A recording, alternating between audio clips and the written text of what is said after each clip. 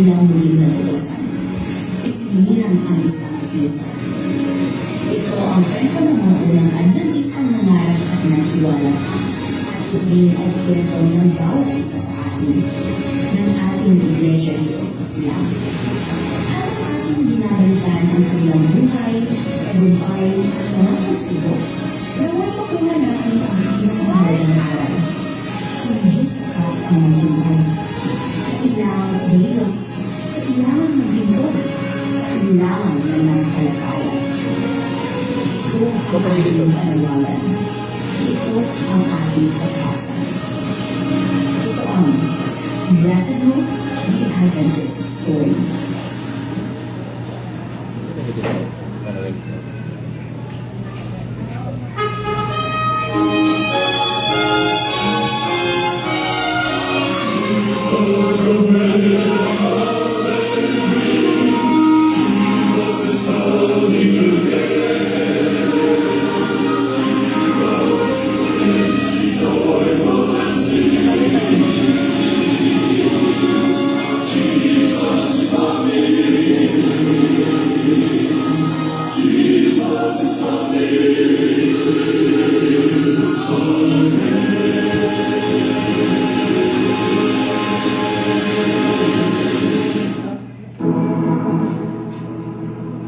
Mga kaibigan, nalalapit na ang panahon. Napakaliwanag ng sinasabi sa aklat ng Daniel. Ang ating Panginoon sa Kristo ay babalik sa taong 1843. Sa taong ito, ang paghahari sa Satanas ay magwawakas. Sa taong ito, ang kaharian ng sanlibutan ay mawawasak. Tayo ba'y handa na sa kanyang muling pagdating?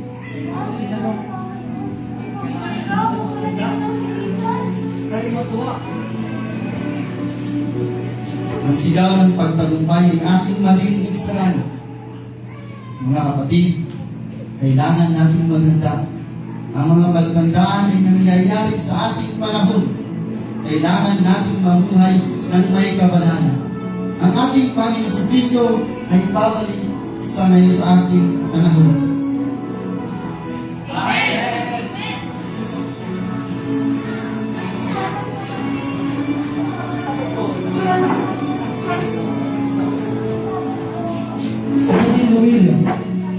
Napakaganda ng iyong mensahe.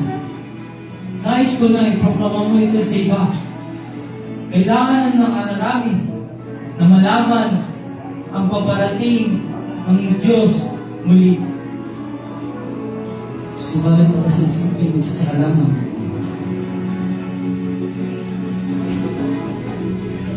Saglit kapatid, paano mo nakikintin ang mensahe nito sa iyong sarili lamang? Meron akong pagawaan ng kwaderno kung iyong nanaisip.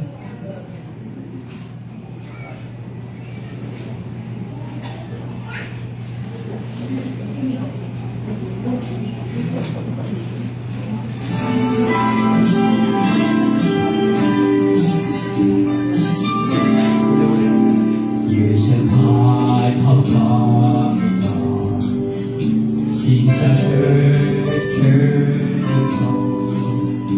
How Jesus will come again someday. Give back and sees it. Then I just can help but think how much more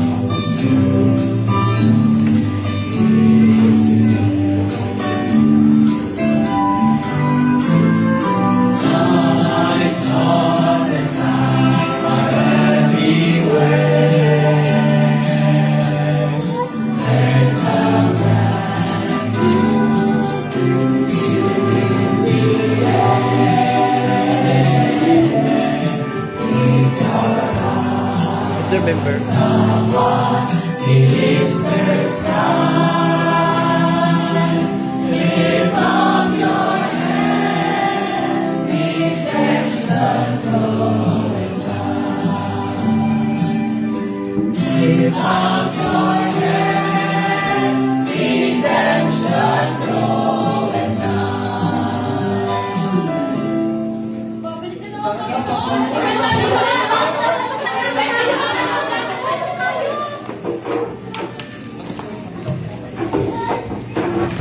Kapatid, tingnan mo ito!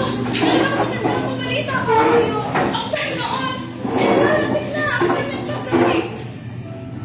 Ang Panginoon ay dadating. Ang Panginoon daw ay dadating. Kapatid ko, ang Panginoon daw po ay dadating. Kapatid, ang Panginoon ay babalik dito. Kailangan natin maghanda. Kailangan natin baguhin ang ating sarili. The Lord is coming again.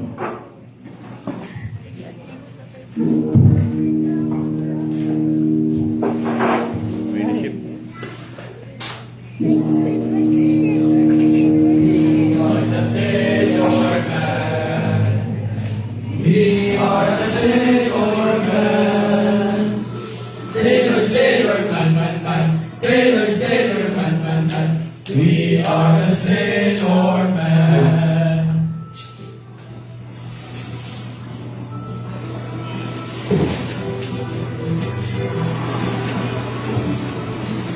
Uy, Jagol, papay na ka na naman, dami-dami na din mo na ginagawa. Lumayo ko na dyan. Sila nagsabing di nakakapagod. Kahit ako pagod na, gusto ko na yung maupo at bumunod na sigarilyo. Halika, samahan mo ako. Ako na pupupo ka na naman. Babarating na sa kapitan mo kasi. Tumayo ka na dyan. Attention! Mga kapatid, tayo ay maglalayag na. Handa na ba kayo? Opo, kapitan. Handa na ba kayo? Opo, kapitan. Kung gayon, tayo ay Wait lang. Ano yung aking naamoy?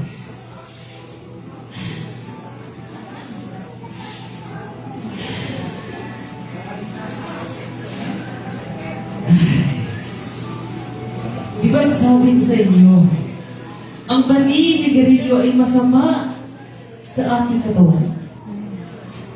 Mga kapatid, ang Panginoon ay magbabalik na. Kailangan nating magbago. Pati ang pagsasalita ng mga masasama ay iwasan natin.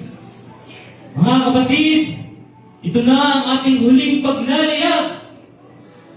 Ngayon, habang tayo ay maglalayag sa ating kahulihan, ay nais kong iwan ang paalalang ito. Na una, kailangan nating alagaan at ingatan ang ating mga sinasabi. Yung mga malalaswang salita ay ating alisin. Pangalawa, ang pagtatawag ng nakakatawang pangalan sa iyong kapwa ay kailangan nating baguhin. Pangatlo, kapatid, tayo dapat ay may respeto sa ating mga kapwa. Pang-apat, ang pag-iinom ng alak ay sobrang nakakasama sa ating kalusugan. Ito ay nakaka-epekto sa ating kaisipan at sa ating pag-iisip. Alisin din natin iyan. At ang panghuli, kahit tayo ay naglalayag, kahit tayo ay busy sa ating ginagawa, ay dapat hindi natin makalimutan na tayo ay mag-worship pa rin sa araw ng Sabat, ang araw ng linggo. Naintindihan niyo ba? Opo, kapitan. Kung gayon, tayo ay maganda na. Pero bago yan, tayo pala muna ay manalangin at hindi natin ang gabay at presensya ng ating Panginoon. Halika kayo dito. Let's pray. Ang banal na siyang pinakamakapangyarihan sa lahat, Panginoon. Sa umagang ito, kami po'y lubos na nagpapasalamat. Kami po'y lubos na natutuwa sapagkat kayo po ay dadating na. Kayo po ay kukunin na kami dito sa nakakapagod at nakakatakot ng mundong ito. Panginoon, ikaw nawa ang siyang mag-ingat at magabay sa amin habang kayo'y paparating pa dito. At yan lamang po aming dinadalangin sa matamis na pangalan ng aming mahal na Panginoong Jesus. Amen. Mga kapatid, Pumunta na kayo sa inyong mga posisyon at tayo ay maglalayag na. With Christ in my vessel, I can smile at the storm, smile at the storm, smile at the storm. With Christ in my vessel, I can smile at the storm until He guides me home.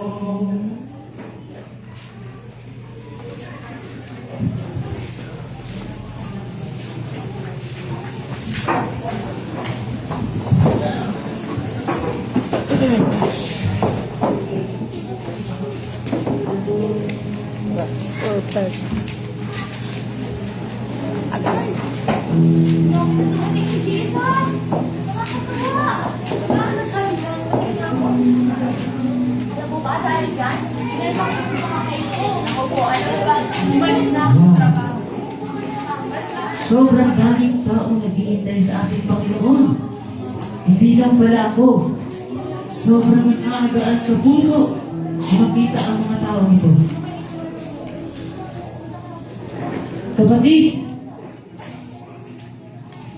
di ba't kay sarap pagmasdan na ang bawat isa sa mga taong ito ay naghihintay sa ating mahal na Panginoon? Ako man ay hindi makapaniwala sa aking nakikita. Ako'y lubos na namamaka. Ito na pala ang mga tao handang tumanggap sa aking Panginoon. Kapatid, ako nga pala si James White. Kung nagagala, kapatid na James. Ako nga pala, si Brother Joseph. Joseph Bates. Ako ay dating naglalayag.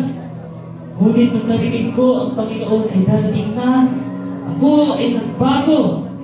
At ngayon, isa ako sa mga taong ito na sobrang sayang makita sa ating Panginoon.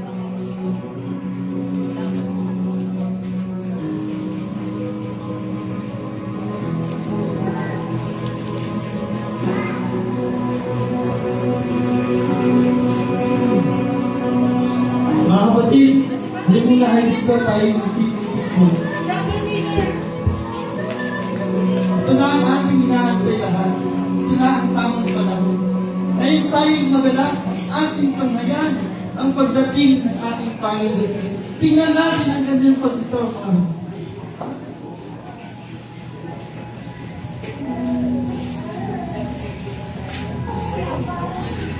Matatagal! Ito na! mga kapatid, hindi ko maunawaan. Tayo nag-antay, tayo nananag, saba't hindi ko maunawaan bakit nalaman siya. Sinungaling ka, Brother Miller! Mali ka tayong turo nito eh! Sayang Sandali ang oras lamang, mga namin! kapatid. Sandali lamang. Sandali lamang. Ilokoy na kami! Umuwi na lang tayo, sayang ng oras natin dito. Uwi na tayo Sandali lamang, na! mga kapatid. Magtuloko ka! Iloko mo kami! Ang iyong mga katuruan ay tao kasi nungalingan lamang! Sinasayang mo ang aming panahon at oras!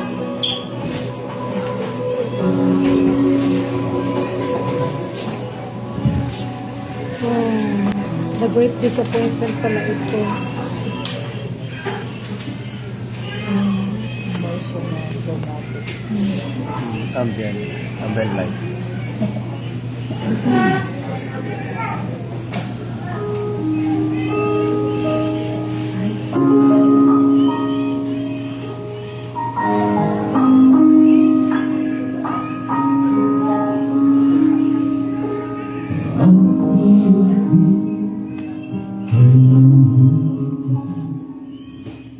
Ang Diyos ay mayroong layunin.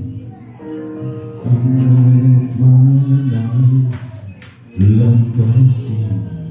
Hanggang siya'y mahal pa rin.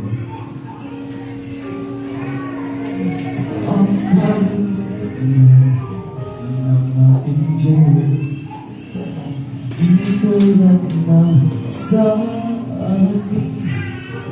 Kaya kung nalilindin ang habay alanganin, ito ay alalahanin.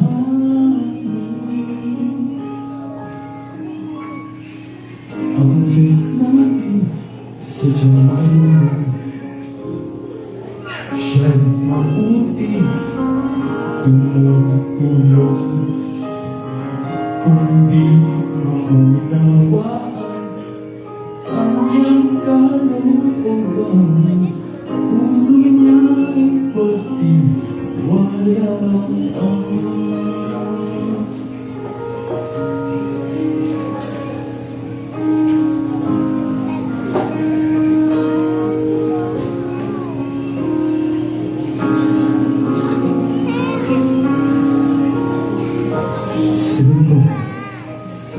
Sa tingin ko, naiintindihan ko ang nangyari.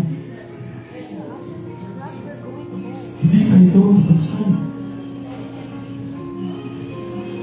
Nakita ko. Nakita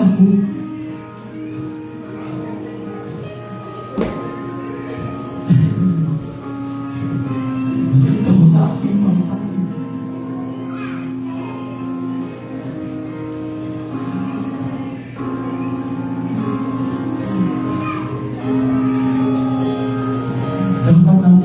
Dapat natin pag-aralan ang mga kasulatan.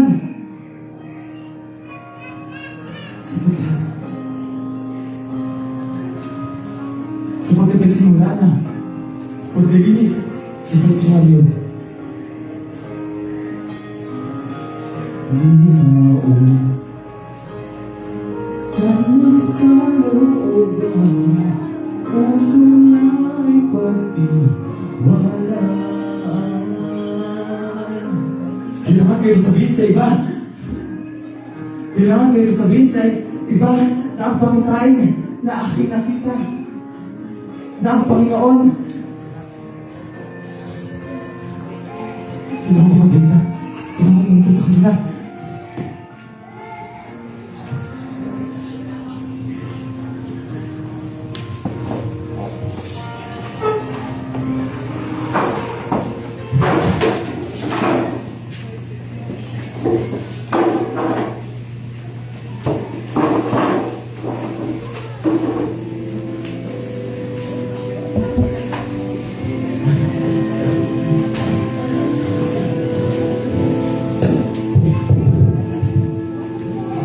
Paumanhin mga Ginoo. Paumanhin. Ngunit kailangan kong sabihin ang pangitain na aking nakita. Ano problema kapatid na hirap? Tungunin kami sa tabi tungko at kung saan mo na. Hindi na kailangan. Nakita ko sa aking pangitain na si Jesus ay dumating noong 1844. Noong 1844. Na hindi siya dumating sa lupa. Nagsimula na pumasok siya sa kabanal-banalan at lugar ng kalangitan. At nagsimula na maglilinis sa sanctuaryo. Ganon, dapat din natin itong pagtunan ng pansin at pag-aralan mabuti. Salamat sa iyo ng mensahe bagay ko. Ngayon, ako ay mauna na. Marami ko sasabihin sa iyo.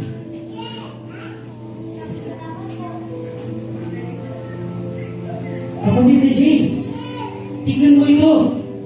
Malinaw na sinasabi sa kasulatan na ang araw ng Sabat ay di araw ng linggo. Ngunit ito'y araw ng Sabado. Siya ang ikapitong araw. Ang pag-ukom na ating natutunan. Ngayon, nagkakaroon na ng kaliwanagan ng lahat. Na habang tayo ay nabubuhay, tayo ngayon ay sumasailalim na sa ating trial. Kailangan natin itong ibahagi sa iba, sa lahat. Ngunit, ano ito? Di ba sabi dito na hindi tayo maliligtas pag hindi tayo sumasamba ng araw ng Sabado? Mali ka kapatid. Hindi tayo ginajudge para sa ating mga gawa. God, isa namin God. Ngunit, kung ating titignan, ang Sabat ay sobrang importante din para tayo ay maligtas. Hindi, kapatid. Tayo ay ligtas na base sa grasya ng ating Panginoon. Pasensya na ako. Ako ay nagkamali. Tama ka, Brother James. Tayo ay ligtas na sa biyaya at grasya ng ating Panginoon. Oo, ligtas na tayo. Pero, sa ating ginagawa sa araw ng Sabado, ito ay nagpapakita na tayo ay na-transform na sa ating Panginoon.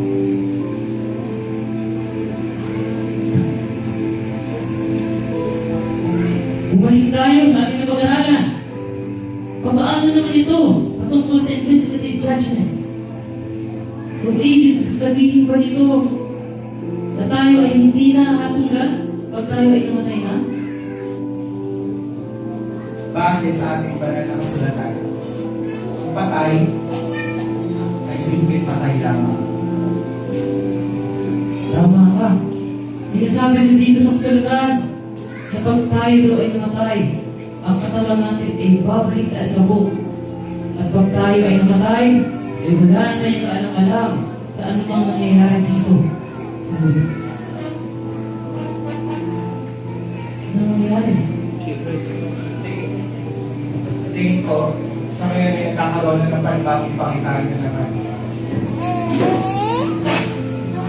Brother James White, Brother Joseph Bates, binigyan ako ng pangitain ng Panginoon. Binigyan ako ng pangitain ng Panginoon. Ayon sa Kanya, ang three angels message ay hindi lamang secluded sa ating mga Millerites. Hindi lamang ito dapat sa ating mga Millerites na nakakaalam ang salvation ng three angels message ay para sa buong mundo. Ito ang ating misyon. Ito ang ating misyon simula ngayon na ipangaral ang three angels message.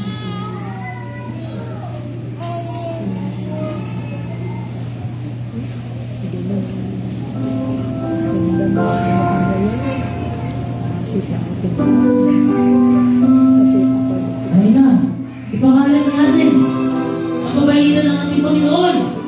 Tayo na, masama-sama tayo.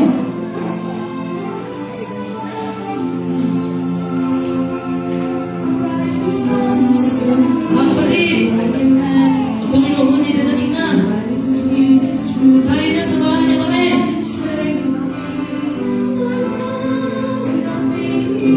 Tayo na. It's soon to come again. Oh, I tell it to the world. Sing it so much more. My heart can be free. Oh, I tell it to the world. That Christ is coming soon in victory.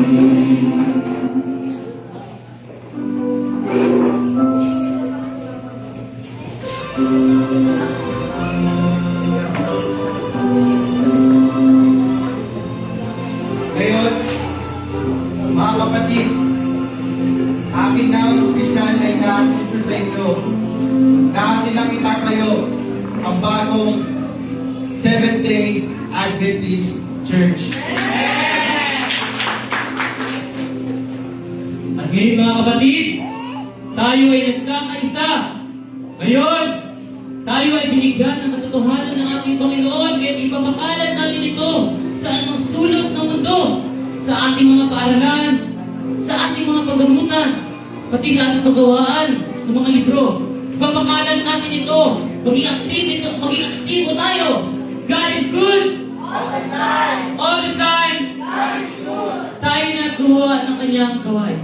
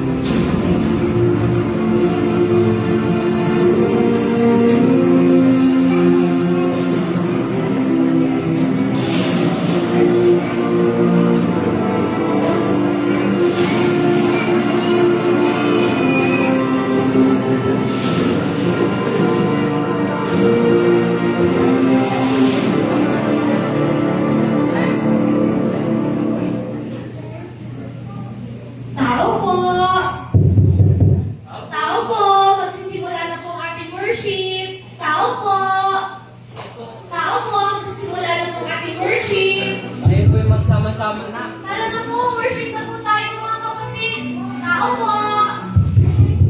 Tao po! Pasok na po tayo!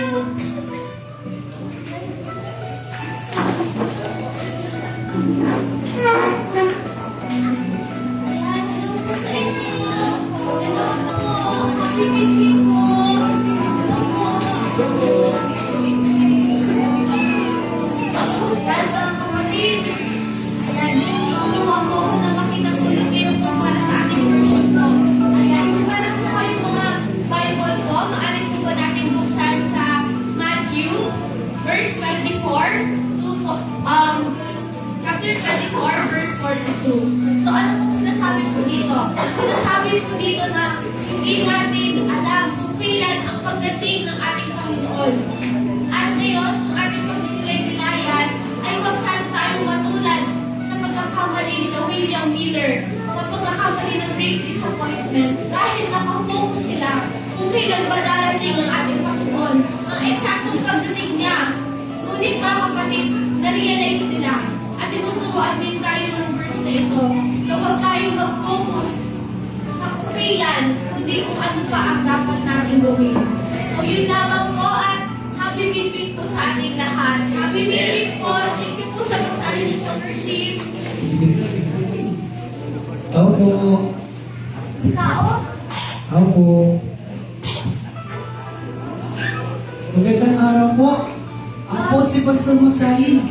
Ay, Pastor! Ito po, Pastor! Ito po kayo!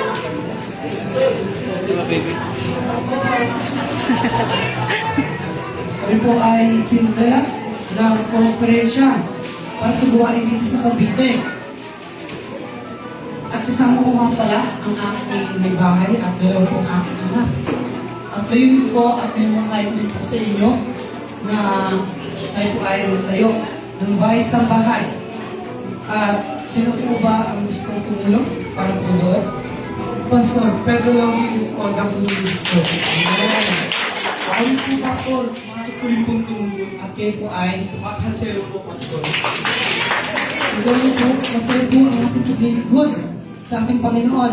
At tayo na, ang sumaya tayo, tumapag tayo gumawa ng gawain ng Panginoon. Ano na simulan ang ating paggawa sa Panginoon?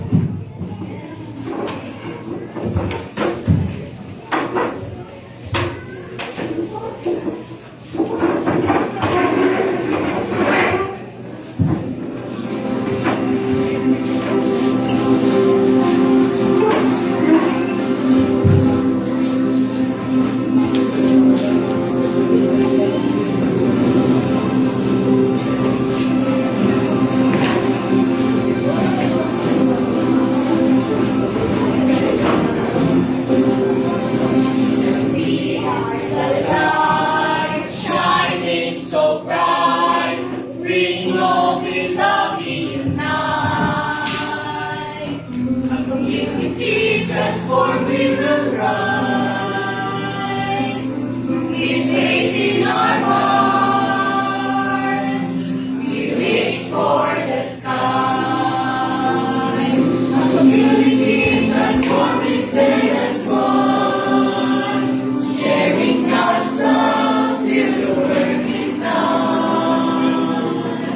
Together we'll build a blessed you, with hearts of compassion.